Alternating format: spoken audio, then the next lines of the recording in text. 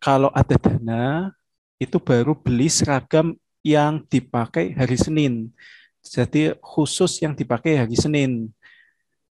Karena apa? Kalau misalkan hari Senin itu pasti ada upacara ya, teman-teman ya. Ada seragam korpri ya. Nah, seragam korpri ini kalau teman-teman lihat itu kan dipakai di tanggal 17 ya. 17. Nah, sementara tanggal 17 April itu jatuh di hari Minggu. Jadi teman-teman tidak perlu membeli dulu.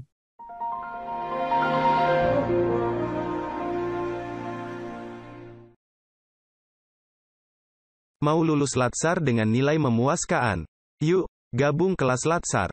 Cari tahu infonya di t.me/kelas Latsar. Oke, Assalamualaikum warahmatullahi wabarakatuh buat teman-teman Waalaikumsalam. semuanya. CEP ASN 2021 yang saya banggakan ya. Nah, ini kan sebagian besar teman-teman yang memilih formasi rata-rata kan di luar kota ya. Nah, bagi teman-teman yang penetapan NIP-nya sudah 100%, tinggal menunggu SK CPNS-nya, tentu teman-teman harus untuk menyiapkan ya, menyiapkan segala sesuatunya untuk merantau di luar kota sesuai dengan instansi yang teman-teman pilih. Nah, berkaitan dengan hal tersebut, maka biasanya di akhir bulan nanti teman-teman akan mendapatkan surat undangan berupa undangan penyerahan SK CPNS, kemudian ada pembekalan, kemudian disusuli juga SK SPMT, kemudian dari situ teman-teman diwajibkan untuk tunjuk muka di unit kerjanya masing-masing. Nah, bagi teman-teman yang berada di luar kota, tentunya teman-teman perlu mempersiapkan diri, mulai dari transportasinya gimana, kemudian nanti mau nginep di mana, nanti mau cari kos-kosan di mana, kemudian peralatan apa aja yang perlu teman-teman siapkan, dokumen apa aja yang perlu disiapkan, seragamnya apa aja. Nah, itu semua tentunya perlu disiapkan ya teman-teman ya. Apalagi yang luar kotanya cukup jauh, misalkan eh, domisilinya di Jakarta, kemudian melamarnya di Kota Semarang. Nah, tentunya teman-teman perlu mempersiapkan diri tiket yang mau akan dipilih, moda transportasinya apa, seperti itu, booking jauh-jauh hari ya. Nah, tentunya semua itu perlu persiapan juga. Seperti itu. Mungkin sebagai pengantar seperti itu Mas Arif. Ya, yang jadi masalah kan ada beberapa dari teman-teman ini juga belum ada kepastian tanggal ini, Pak. Nah, ini biasanya sih untuk yang sudah ada NIP ini sekitar minggu keberapa ini, Pak? Kalau untuk yang sudah muncul NIP atau sebagian ada yang belum. Nah, ini gimana, Pak? Untuk mengatasi hal tersebut, kan kita juga tiket nggak bisa dadakan atau bahkan kalau jauh-jauh hari pun kita juga harus tahu Pak ini biar eh, tidak terlalu mepet atau tidak terlalu Oke. dekat dengan jadwal pelantikan takutnya malah bertabrakan. Nah itu mungkin bisa diinfokan. Oke, biasanya hal-hal seperti itu akan diinfonya dadaan ya. 3 hari Hmm. sebelum penyerahan SK itu baru dikasih tahu undangannya. Nah, biasanya nanti teman-teman akan mendapatkan undangan mungkin di tanggal 28 Maret atau di tanggal 25 Maret. Nanti undangannya pelaksanaannya di tanggal 30 atau di tanggal 31 Maret. Nah, untuk itu teman-teman tentunya perlu disiapkan ya. Nggak perlu nanti harus pakai kereta api atau pesawat, pakai kendaraan yang bisa dadakan aja masih banyak ya. Seperti bis itu juga bisa atau travel seperti itu. Yang penting teman-teman siapkan segala sesuatunya, baik mulai baju, seragam, kemudian perlengkapan untuk masuk kerja, kemudian biayanya untuk menginap, kemudian biaya untuk transportasi, kemudian dokumen pada saat untuk tunjuk muka laporan ke unit kerjanya, seperti itu. Iya, berarti intinya untuk kepastian tanggal sambil kita menunggu dan juga kita sambil juga menyiapkan barang-barang ya yang perlu dibawa. Ya, Nah, ini betul dia yang sekali. jadi pertanyaan nih Pak Bas. Eh, Teman-teman banyak yang tanya nih terkait seragam nih Pak. Sebenarnya harus sudah kita bawa semua ketika awal bekerja atau bagaimana ini Pak? Baik, mengenai seragam, sebenarnya teman-teman tidak perlu membeli dahulu ya. 2 minggu pertama, teman-teman itu masih bisa diizinkan untuk menggunakan baju putih hitam, seperti itu. Kemudian, teman-teman ini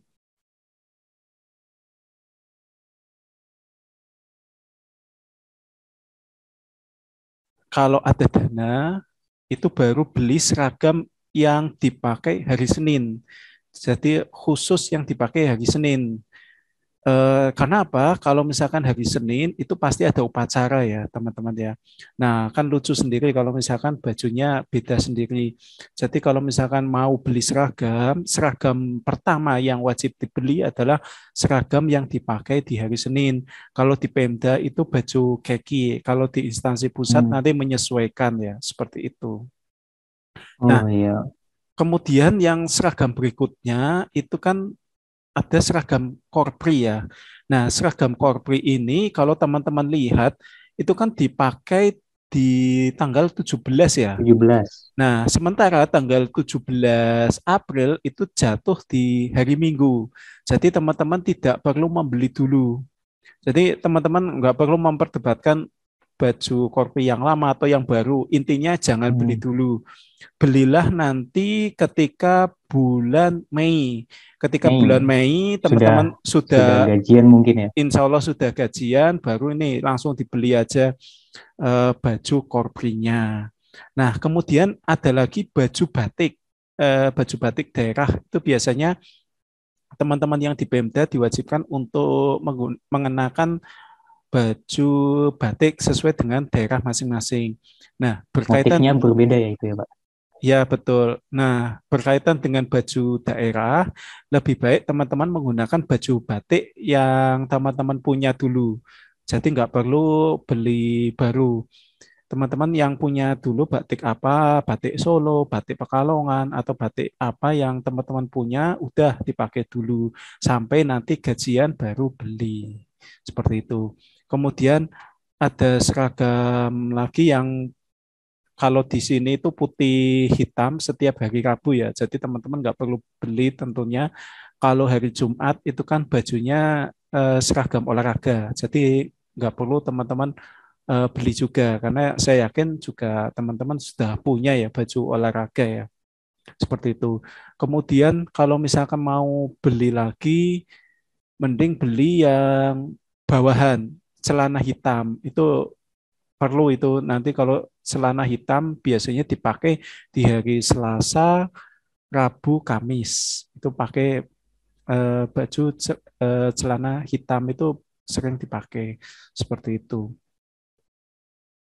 Iya, berarti untuk baju tidak semua harus sedia saat itu juga berarti ya Pak. Kita juga melihat kondisi juga. Bahkan di tempat saya besok pun juga ada ini Pak, sepatu batik khas daerah. Nah, itu juga bisa lah ya itu nanti menyusul seperti itu ya Pak. Nah, aksesoris-aksesoris kayak gitu lebih baik Hmm. teman-teman nggak perlu beli. Karena apa? Karena teman-teman itu budgetnya intinya belum bayaran lah.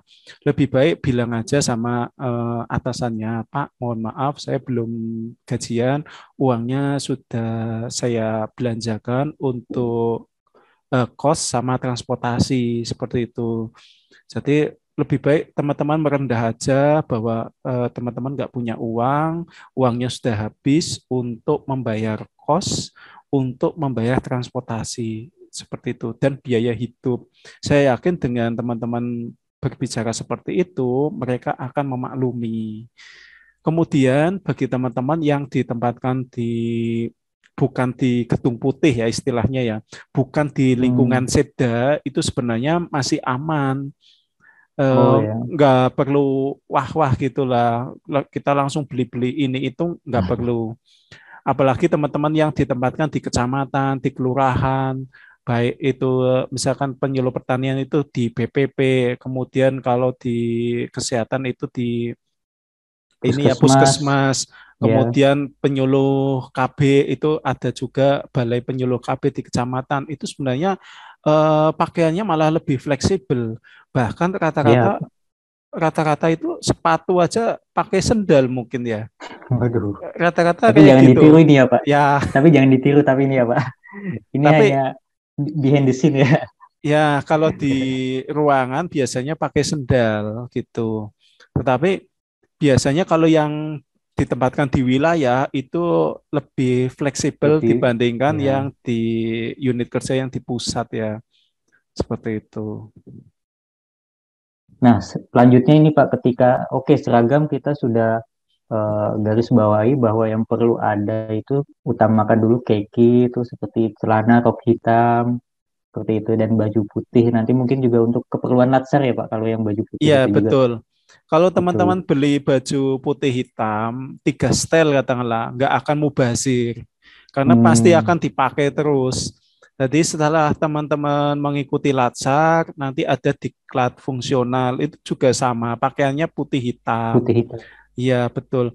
Jadi pakaian putih hitam itu akan terus dipakai ketika teman-teman mengikuti diklat. Itu memang seragamnya seperti itu. Baju seragam putihnya itu yang seperti baju kantong dua itu atau yang biasa Kantong kemeja satu. biasa putih? Kantong satu itu Kantong ya Pak. satu. Oke. Banyak juga teman-teman yang nanya ini kan ada juga ya kita tahu juga baju putih, baju karyawan itu yang kantong dua. Nah ini ada juga yang kantong satu yang kita pakai ketika seleksi kemarin tes CPNS. Nah ini kan intinya kita sudah tahu wah ini yang Bia- kantong satu seperti Biasanya itu. yang paling murah meriah dan standar Betul. kualitasnya itu merek Alisan. Itu ya Ya, pakai ya itu endorse standar. sedikit ya. Kata endorse. Lanjut nih Pak. Oke, baju kita udah clear nih Pak. Udah ada kaki, baju putih hitam, sama batik yang kita punyai seperti itu. Nah, selanjutnya pasti kita nggak hanya bawa baju Pak. Untuk barang-barang yang eh, awalan yang perlu kita bawa gitu Pak, agar tidak terlalu banyak ya. Mungkin kalau memang teman-teman tidak terlalu jauh merantaunya, mungkin bisa bawa barang banyak. Nah, ini buat yang jadi masalah untuk teman-teman yang merantaunya agak jauh seperti itu.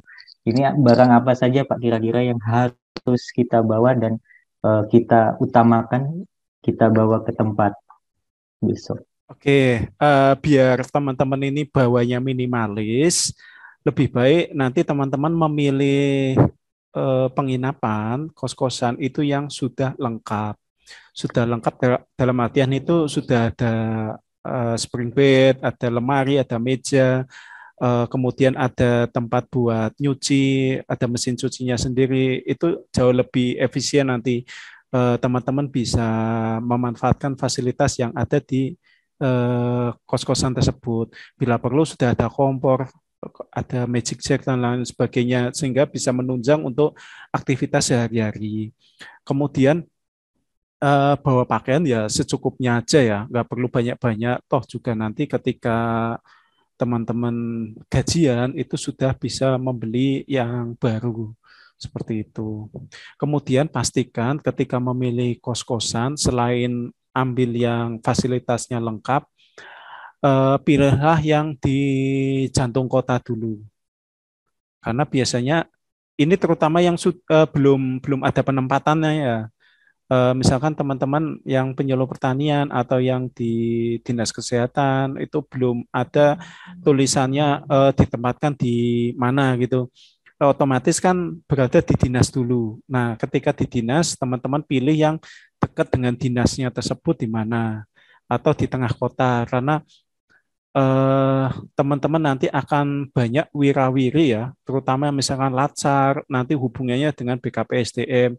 Kemudian kalau mau ngurus SK CPNS, SKPNS, maksudnya untuk keperluan Latsar itu kan nanti hubungannya dengan BKPSDM sehingga lebih dekat ya. Seperti itu. Kemudian teman-teman juga akan ikut Latsar. Nah, akan ikut Latsar ini kan mayoritas kan online ya, pakai jaringan internet. Nah, pakai jaringan internet yang lebih bagus itu kan tentunya berada di tengah kota, seperti itu. Itu nanti kalau belum ada informasi penempatan ya, kayak penyuluh pertanian itu belum ada informasi penempatan, maka lebih baik cari kos yang dekat dengan dinas pertanian atau di tengah kota. Nanti kalau misalkan sudah dapat penempatan atau teman-teman sudah gajian, sudah bisa cari kos-kosan yang lebih murah atau yang lebih efisien, baru nanti pindah. Syukur-syukur nanti teman-teman bisa nanti DP rumah. Syukur-syukur seperti itu. Saya itu dulu ngekos 10 bulan itu sudah bukan 10 bulan ya, 6 bulan. 6 bulan itu sudah bisa DP rumah. DP rumah dulu. Nanti di 10 bulan berikutnya saya sudah menempati rumah. Jadi kan lebih efisien seperti itu. Lanjut Pak Bos, terkait barang-barang tadi yang sekiranya perlu dibawa atau kita utamakan tuh apa saja, dokumen seperti itu perlu nggak sih Pak? Seperti ijazah atau mungkin akta dan lain sebagainya itu yang kemarin kita sempat kumpulkan untuk melengkapi administrasi Oke. pendaftaran CPNS itu perlu kita bawa nggak sih Pak? Ya, jadi dokumen-dokumen kayak ijazah, kemudian mungkin ijazah dari SD sampai S1 ya teman-teman bawa itu kan cukup riskan. Lebih baik teman-teman itu bawa soft copy-nya itu, soft copy-nya masukkan ke Google Drive.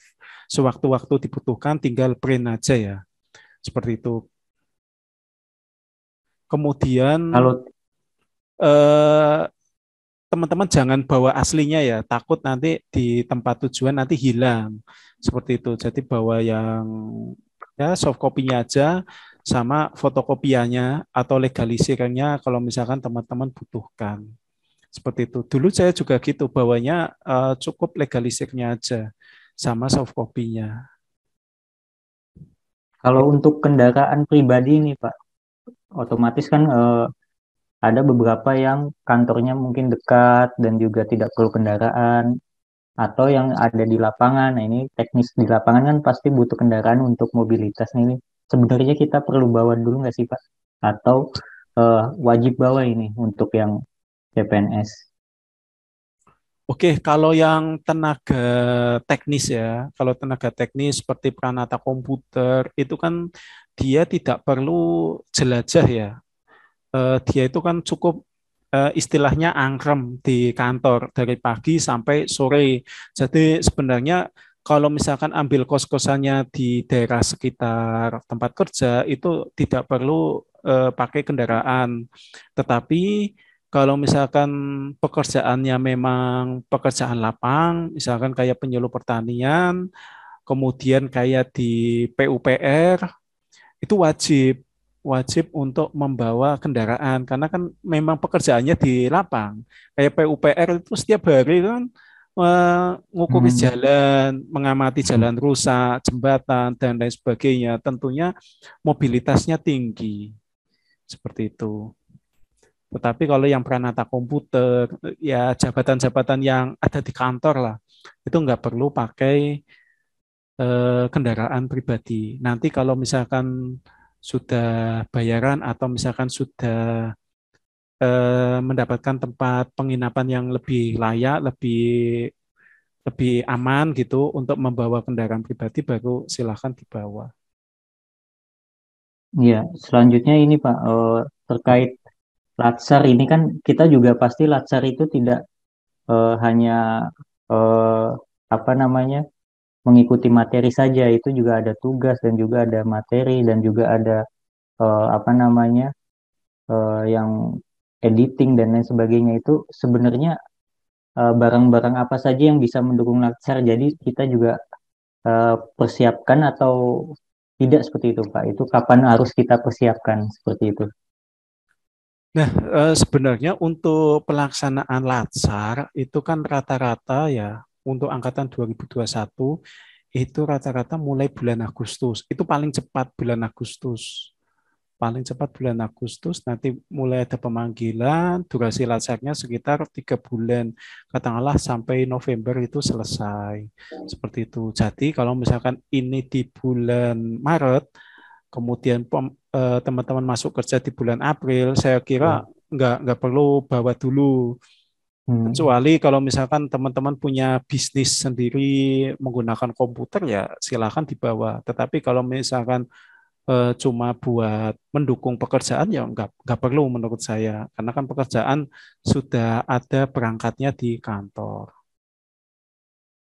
Ini dikat ya Pak. Terkait Latsar mau disampaikan juga nggak Pak info iklan Latsarnya?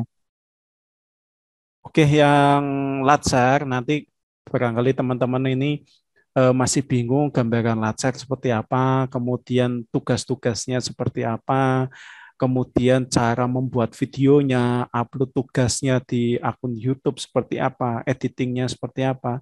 Nah, kemudian bagi teman-teman yang peranata komputer atau di luar jabatan peranata komputer, tentunya kan teman-teman bingung ya memilih judul aktualisasi yang tepat seperti apa. Apalagi bagi teman-teman yang tidak punya skill pemrograman, gimana sih kita bisa membuat aktualisasi Latsar tanpa perlu ngoding seperti itu. Nah, nanti teman-teman bisa ikut kelas Latsar ya. Kelas Latsar nanti bisa menghubungi saya di t.me/kelas kelas Latsar. Nah, nanti di situ teman-teman bisa tanya-tanya seputar Latsar, kemudian bagaimana cara pendaftarannya seperti apa, kita akan jelaskan di sana.